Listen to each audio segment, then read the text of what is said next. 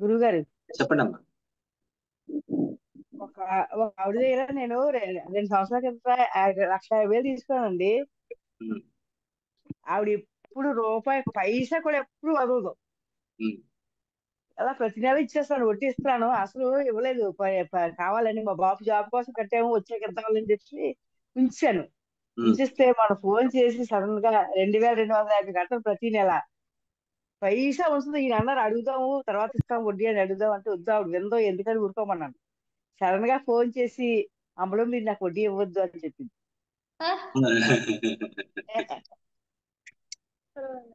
ఏం ఇవ్వద్దు, వడ్డీ ఆపి అమ్మా, ఇవ్వకు, ఎప్పుడు డబ్బు తీసుకుని అసలు ఇచ్చి అంది. సరే అతను అతను ఇచ్చాక ఆ డబ్బులు అతను ఇచ్చాక అతను మధ్య ఆవిడే ఉందండి. ఆవిడే ఉంది మధ్యని. ఇచ్చేద్దు నువ్వు, కానీ ఆవిడ మధ్య వెళ్ళిపోయిందంటే అతను నాకు ఇవ్వడు కదా అని చెప్పి నేను ఊరుకున్నాను. అతను ఇచ్చాక ఇది తీసుకోలే, అయితే నేను వడ్డీ ఆపేస్తాను చూసా. ఓకే. విపరీతమైన దగ్గండి, విపరీతమైన దగ్గు. ఇంకా అసలు ఎక్కడికి వెళ్ళకపోతే ఎప్పుడైనా దగ్గు వచ్చిందంటే 10 నిమిషాలు, పావు గంటకి ఎక్కడొక్కడ కూర్చుని దగ్గేస్తాను. అంత వచ్చేస్తుంది. నేను ఏం చేస్తాను, ఒప్పుడు చెప్పుకుని అయ్యి మైలో బాడీ అని అలా రోజు చెప్పుకున్నాను. దగ్గుపోయి నాకు మాత్రం దేనికి పని చేయకపోయినా ఆరోగ్యం చాలా బాగా పనిచేస్తుంది. అన్ని పనిచేస్తుంది, వేరే దానికి పని చేయకపోవడం కాదు, కానీ దీనిని నేను ఎఫెక్ట్ ఈ పెట్టలేకపోతున్నానో ఈ ఏంటో తెలియట్లేదు కానీ ఈ దగ్గు గురించి మీరు చాలా ఎనర్జీ ఇచ్చి కోరుకుంటున్నారు, తగ్గింది. అలాగే మిగతా దానికి కూడా ఇవ్వండి అంతే.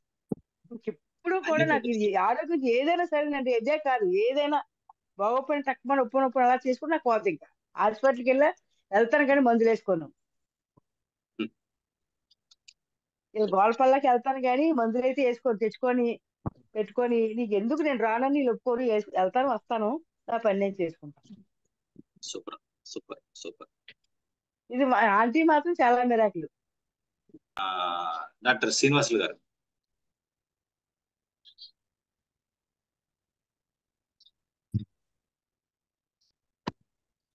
సార్ నమస్తే సార్.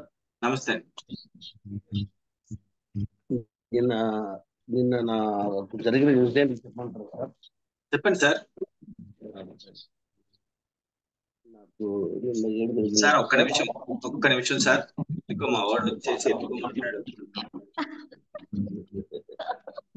మరి అంటే మీ అందరికి ఫేస్ చూపిస్తాడేమో వచ్చేసి ఇక్కడికి వచ్చాడు. One second. ఓకేనా, చూసాం అందరికి. ఓకే, రైట్, వెళ్ళిపో. సరే చెప్పండి సార్. జరిగిన ఇన్సిడెంట్ ఏంటంటే, అంటే కొంచెం గట్టిగా చెప్పండి సార్, వాయిస్ చాలా లో ఉంది. నేను రాసుకున్నాను సార్ అన్ని. మార్చిలో జరిగిన ఇన్సిడెంట్లు, ఓకే, ఏప్రిల్లో జరిగిన ఇన్సిడెంట్లు అట్లా రాసుకుని ఒక రోజు చెప్దాం అనుకున్నాను. ఓకే. అన్ని నాకు జరిగినటువంటి చెప్తాము ఒక రోజు అని అనుకున్నాను సార్. నిన్న జరిగిన ఇన్సిడెంట్ ఏంటంటే, నాకు ఒక అప్పు ఇవ్వాలి సార్. ఒకతను అప్పు ఇవ్వాలంటే ఇచ్చేసి ఇంకా దాన్ని వదిలిపెట్టేసి అట్లా వేసి ఉన్నాను అంతే. పాప స్కూల్ అడ్మిషన్ కోసం అని బిజీగా ఉన్నాను. పాపది ఒక ఇది ఆ ఇన్సిడెంట్ మళ్ళీ ఒక రోజు చెప్తాను సార్. నిన్న జరిగిన ఇన్సిడెంట్ మాత్రం చెప్తాను. నిన్న ఇంకోటి అంటే, మా ఆఫీసులో లాస్ట్ డేట్ సరెండర్ లీవ్స్ కొన్ని వచ్చే, బిల్స్ వచ్చేదానికి లాస్ట్ డేట్ సంతకాలకు నేను ఖచ్చితంగా ఉండాలి. కానీ నాకు డబ్బులు ఇవ్వాల్సిన వాడి డిస్టెన్స్ 50 కిలోమీటర్లు. వారి దగ్గర నుంచి ఆయన సిఐ, పోలీస్ స్టేషన్ సిఐ పోయి, సార్ ఇంత డబ్బులు ఇవ్వాలా, సార్కి ఇంత ఇవ్వాలనుకుంటున్నాను, సార్ని పిలిపించండి సార్ అని ఫోన్ చేయించారు. సిఐ గారు కూడా ఫోన్ చేసి ఇట్లా రావాలి సార్ అని. ఆ ఇన్సిడెంట్ 4 days జరుగుతూ ఉంది. సరే సార్ వస్తాయని చెప్పాను. ఈ లాస్ట్ డేట్ ఇది, ఈ సంతకము. ఇంకా నేను పోయాను సార్. పోయిన తర్వాత మాకు ఇవ్వాల్సిన అమౌంట్లోనే అనుకున్న కాడికి ఎక్కువనే ఆ క్యాండిడేట్ ఒప్పుకున్నాడు. ఒప్పుకొని డబ్బులు ఇచ్చే టయానికి ఇంకా కొంచెం తర్చన జరుగుతుంది.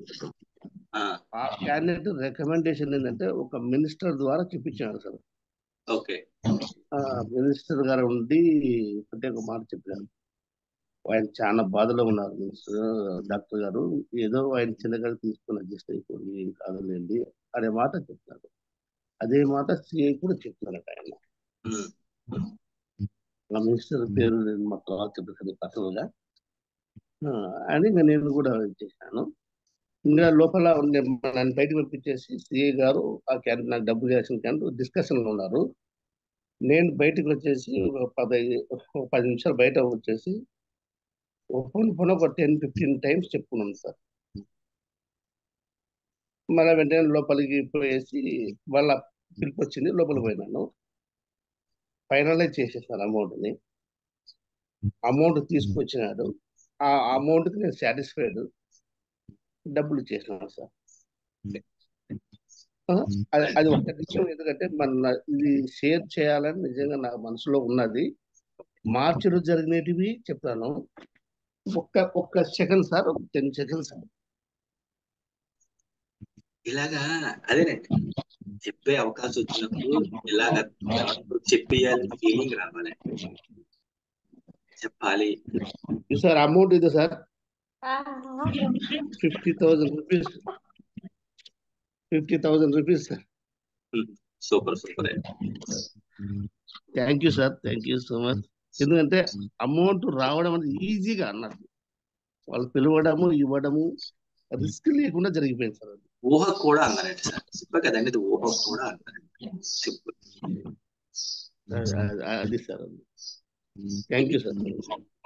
Thank you. సూపర్ అండి.